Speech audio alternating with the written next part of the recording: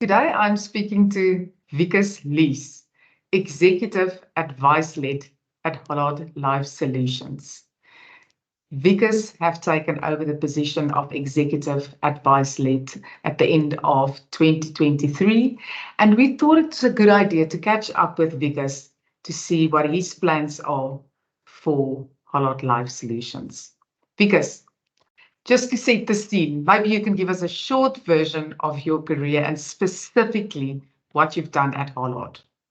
Okay, no, thanks, Rianet, and I guess hello to everyone. It's fantastic to have this opportunity to engage with you. So, I guess a brief history of time. Pretoria, born and bred. I'm an actuary who's gone into selling insurance.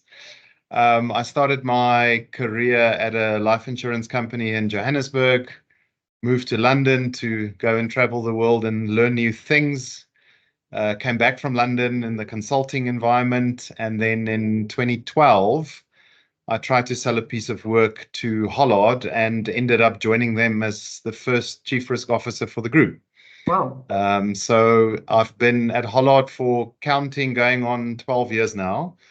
And for the majority of that until November last year, I was the chief risk officer for the group and also performed the role of chief actuary in the second half of that period. I think for me, it's always been the long-term objective has always been to move into business. And last year, Hollard completed a strategy review. And really what's come out of the review is it's re-emphasized that our advice-led business, and underwritten is a big component of that, is a unique and a standalone market proposition that we have carved out as a standalone business effectively. And so it's a business with a strong history, and I think it's fair to say that it didn't get all the focus and attention that it required over the last few years. And so with that carve out happening, and me eagerly looking for a business role, our worlds crossed, and I found myself in this role, an amazing opportunity. It was effective November last year. So please explain to me what exactly your role is and what the most exciting part for you is of this whole new role. My role, I would say I'm a chef, but I'll expand on that in a moment. But effectively in the Hollard Life Solutions business unit, we have two different portfolios. One is the partnership portfolio, where Hollard would partner with retailers and manufacturing businesses, etc., to distribute Hollard products. And then you have the advice-led business, this component, which is effectively our fully underwritten business, our semi-underwritten business, as well as the non-underwritten advice business. So that's effectively the portfolio. What is exciting? When I spoke to, I think you and your community know a certain guy called Steve Piper really well. He would say that I'm excited to work with him. And so it's been it's been a fantastic few months, but there's a lot more, right? So I think for me, I am most excited at the opportunity of, I think the opportunity of holding this business in a space which gets the necessary focus and attention. It's a rare opportunity to hold so much potential in your hands. And so it's definitely an opportunity, and I'm using that word deliberately, to apply some hot paddles to the business. And so, you know, we've operated our underwritten, in particular, life business for a number of years. And, you know, we've evolved and the world's evolved. And kind of back to my chef analogy, I guess, you know, my blood is purple. And so I've been at Hollard for going on 12 years now. And we have a beautiful vision and a fantastic culture. And if I look at the people in our advice-led business, we've got high quality people who's highly excited and energized at the opportunity to apply hard paddles to this business. I think over the last few years, we have seen some really good developments from a Hollard product perspective, not just, you know, the old alt-risk impaired lives, but also a very distinct focus into going into healthy lives, if you like. We have a great product. We have strong underwriting capability. Our pricing's competitive. And I think true to our nature, we've entered into strong partnerships over the last few years, the likes of a health guru, which allows policyholders to go on their own health journey, not just from sick to healthy, but if you might be healthy and you want to get fitter, capability in the business assurance space through partnerships. So I guess there's so many ingredients, and kind of from a chef's perspective, if I wasn't an actuary in insurance, I'd probably be a chef. I think. So from a personal perspective, it's just amazing to kind of play a role to get these ingredients to work together in a better way looking forward. So personally, I'm highly excited by this. I think Hollard should be happy to have you on board in this role, because I really feel the passion. And that makes the job so much easier at the end of the day when that passion is so real. So, yeah, we all know relationships in this industry is critical. It's key. How important is this for you specifically and for Hollard Life Solutions? And what would you really like to focus on in the next phase of your career? Yeah, Hollard was really founded on the idea and principle of partnership.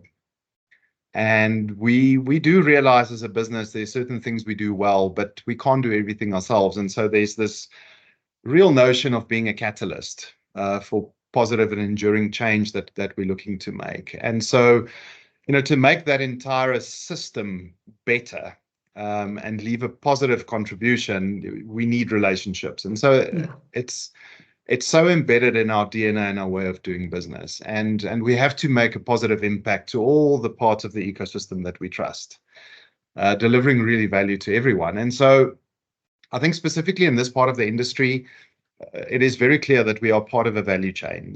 We have clients and our clients have policyholders.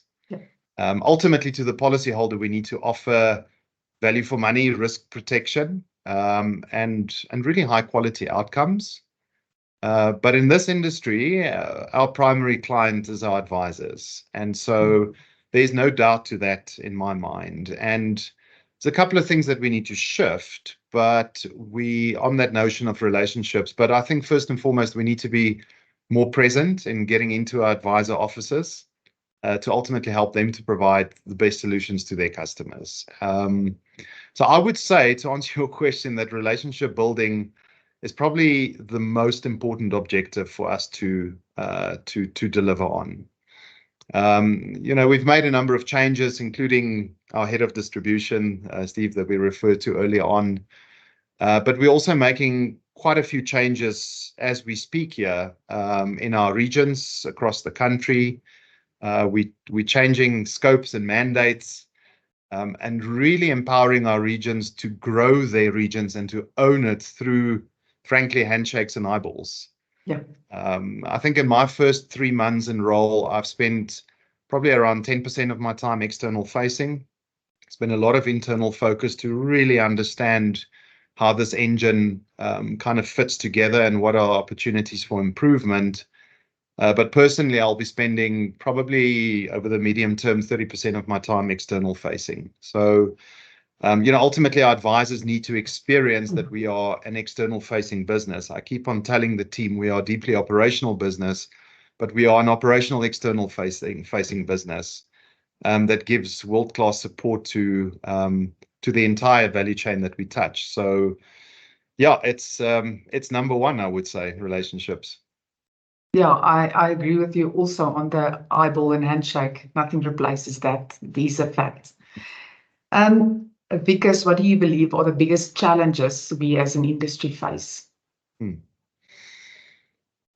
So, I'll admit I came into this having looked at this business for the better part of 11 and a half years with some of my own observations and preconceived notions.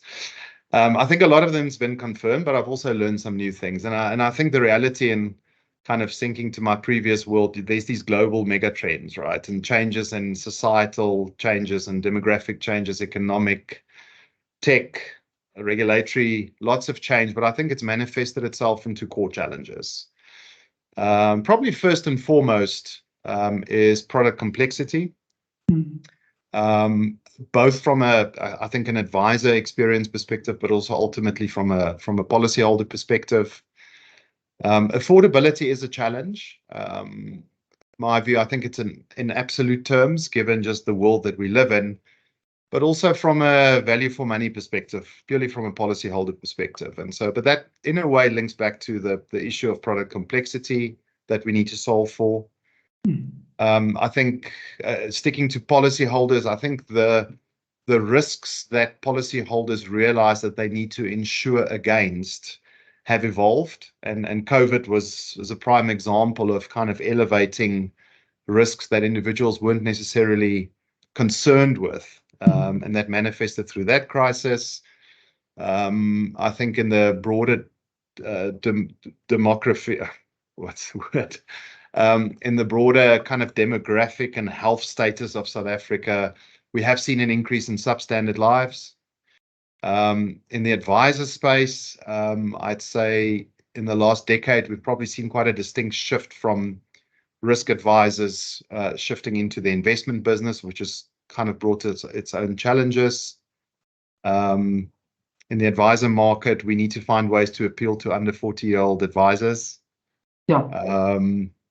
Tech is another one. I think tech has brought wonderful innovation and optimization and streamlining into industry. But I do think that insurance carriers probably still struggle to introduce tech without adding even more complexity sometimes and confusion. So haven't holistically cracked that. Maybe two more, I think regulatory and compliance burden, especially on our advisor base, is a big challenge. And last but not least, I think transformation in the industry has been slower than what I think it should have been. And we certainly have a role to play as Hollard as a catalyst for change in that space. So unfortunately, there's a list, but I think it creates massive opportunity for us to go and make a positive difference to the ecosystem. Thank you for that. Very insightful. Because except for the eyeballs and handshakes, how do you keep the advisors close to your business? If I may, I'm gonna ignore the except for, because I don't think we can do it without it. But I would say probably two things. And so the first one for me is that eyeballs and handshakes. And I think the presence on the ground in our advisor offices is critical. I think tech has certainly a role to play, and it's I think the innovation, the evolution of tech and the introduction of AI is a one-way street, and it's coming, and we need as an industry to find a way to bring that and make that the reality into our world. But we can't afford to build relationships through Teams platforms, as an example. And so I think on that end, I think keeping our advisors close to us is about that local presence. And I think in our regions, even at Hollard, in a few of our key focus areas, Cape Town, we're establishing new offices, Pretoria, we're relaunching. And so that's a key for us to keep close to our advisors. But I think the second one, and it's very much linked to ultimately how you build trust into the advisor base, is just this emphasis of us to enhance the ease of doing business. And so we are busy making Hollard. We're on a journey. We're not there yet, but we are on a journey to make Hollard the easiest insurer to do business with, from start to finish. That is ultimately our objective, from advisor onboarding through new business onboarding through to the claims experience.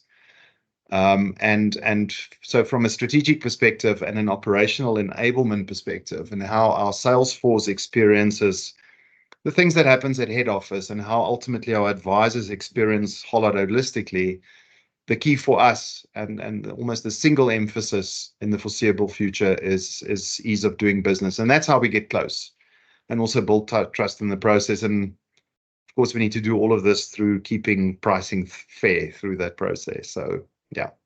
I'm sure that sounds like music to most advisors' ears, making it easier. So well done on having that goal.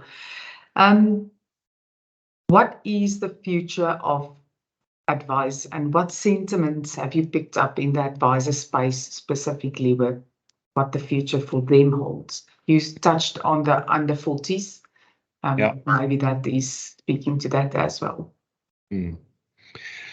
Yeah, so I think I have mentioned tech, but I think it's important to re-emphasize that. I think technology and innovation in that space, including artificial intelligence, will have a role to play, and there will be a disruptive, but also probably an enhancing experience, I think, created over the foreseeable future, over the next decade or so. I think the industry as a whole, we've had bumpy rides in the last 10 years of what tech has introduced. I think it's improved certain things, but mostly operational processes, but it's also disrupted certain parts. But holistically, we haven't been disrupted per se. So, but that's something we need to keep our eye on, and we need to keep on investing so that we, I think, as a life office, also becomes a bit of a market shaper as opposed to just a taker in that space. We continue to invest. I think we have developed some robo-advice tools, mostly on the non-underwritten space. And we will continue to invest to see how we can actually improve the process. But in this underwritten space, I think it is complex. There continues to be, I think, a huge reliance on advisors to ultimately add value to their customers. And so we need to find ways to get technology to augment that process. And so that is a key emphasis in what we see in terms of shifts in the industry over the next 10 years. The question really is, how can we help our advisors to deal with some of the increasing complexity in delivering to their clients? And so product complexity has come up. It's high. It's still increasing. There's increasing complexity in regulation, legislation, compliance. And I think ultimately advisors in today's world often have the experience, if you like, of being further and further removed from us as insurers. Really, this perception of less and less access. And I think the future in shaping that is about enabling and optimizing that access. And it creates the opportunity for us to actually move closer and make it easier to do business with Hollard. So there for us is certainly a space of focus, and hence our strategic focus areas. It's really exciting, all these things that you guys are working on. In terms of products, is there anything exciting on that level you would like to share? You love a good product story, don't you? Yes. So, I've spent the last 3 months really looking at all aspects of the business. I think there's some really exciting developments. I've touched on some of them from a strategy perspective and from an enablement and ease of doing business perspective. So, but from a product perspective, I think I'll keep it brief. I think on reflection, and this is my reflection, but also speaking to the market, we have a highly competitive product set out in the market at the moment, and there are distinctly differentiating product features that we have not necessarily shouted of loud enough in the market, and we will start doing that over the next coming weeks. But specifically from a product perspective, what I'll say to you is we are working incredibly hard to get our retrenchment benefit back into the market soon. That's good news. Because any message to our audience, who is also a very important part of the Hollard Life Solution business, the advisor. Yeah, and ultimately our client, as I said earlier, I think the message that I would like to land is that I'm excited and I'm committed. We are, as a Hollard team, excited, and when I talk about the team, I'm talking about both the kind of staff in Parktown, Johannesburg, but also our sales and distribution capability out there in the field. And the message to the market is that we are excited and we're committed. We have a tremendous opportunity here. We actually have, at the tail end of this week, Thursday, Friday, a national sales conference. We're bringing everyone in from across the country. And I really trust that coming out of that, the advisor market will continue to see a rejuvenated Hollard, with people that see our advisors as our clients, and who will be there to support you to better enable and ultimately service your client base. Ease of doing business is going to be our strapline. We're going to continue to work hard towards that. And I really hope that you're going to see the fruits of that over the coming months. But we are extremely committed and excited to this next phase of our advice-led business in Hollard Life Solutions. Because the passion is real, I feel it. So well done for everything that you are bringing to that position for Hollard Life Solutions. I think the future looks bright. Thanks also for a great chat. I thoroughly enjoyed it. And I always enjoy it when people are as passionate as what I am about what we do. And it's really very clear. So great chat. Thank you for that. Thanks for the opportunity. I look forward to talking again. This is Rianet Whitehead, FAnews Editor, signing off.